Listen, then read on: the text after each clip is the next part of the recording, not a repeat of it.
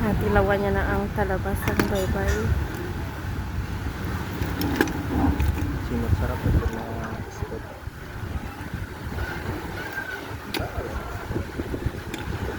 Sa mga gamay-gamay, pinapatulan yung patao na.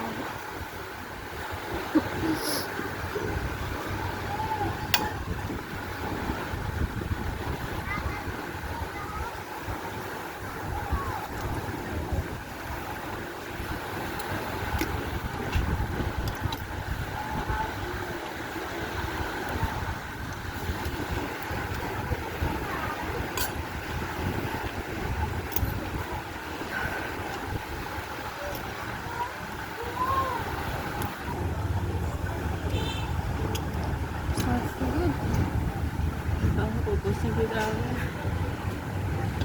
Ang barulits. Napanginhasin.